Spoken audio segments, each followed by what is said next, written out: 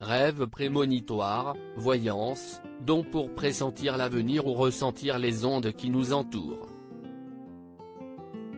Des sujets qui peuvent diviser car si certains sont persuadés que cela n'existe pas et que ce n'est pas réel, d'autres ont la preuve que si est bel et bien le cas.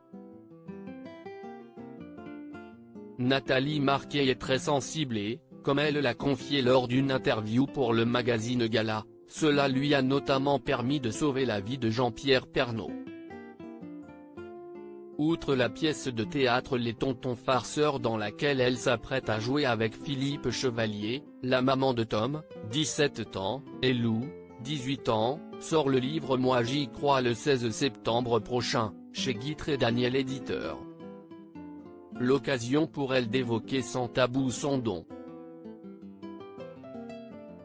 Nathalie Marquet fait des rêves prémonitoires et si au départ Jean-Pierre Pernaut, qui est très terre à terre, n'y voyait que de simples coïncidences, il a fini par y croire quand son épouse a commencé à donner des dates précises d'événements qui allaient se produire.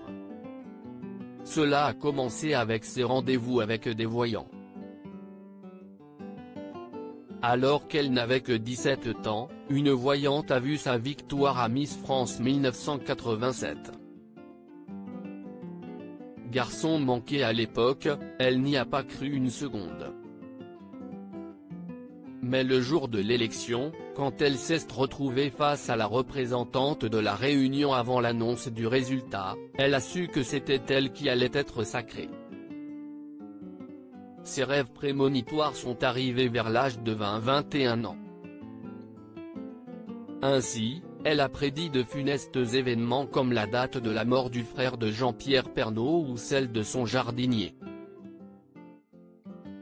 Mais l'un de ses songes lui a permis de sauver la vie de son mari. Grâce à cela, je lui ai sauvé la vie plusieurs fois.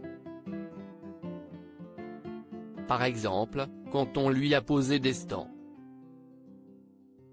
Je faisais des rêves, j'avais un mauvais pressentiment, je lui disais d'aller consulter, il n'avait jamais le temps.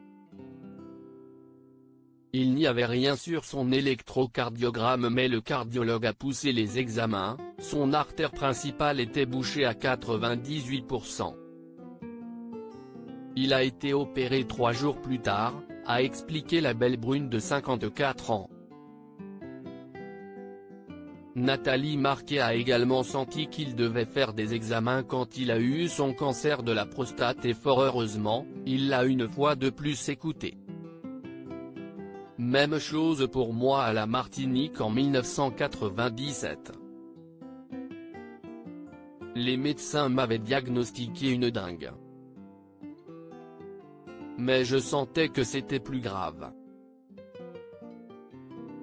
Je suis rentré dans une église. J'ai demandé de l'aide à mes âmes, ses grands-mères et ses grands-pères qu'elle n'a pas connus. Note de la rédaction, en sortant, j'ai vu la plaque d'un médecin et ce dernier m'a envoyé faire une prise de sang. Le 5 janvier 1998, je rentrais à Villejuif pour une leucémie foudroyante. J'y suis resté 1 an, a poursuivi la chroniqueuse de Touche pas à mon poste. Ce don, elle imagine que ses enfants en hériteront un peu plus tard. Son fils Tom commence d'ailleurs à faire de drôles de rêves. L'intégralité de l'interview est à retrouver dans le magazine Gala du 9 septembre 2021.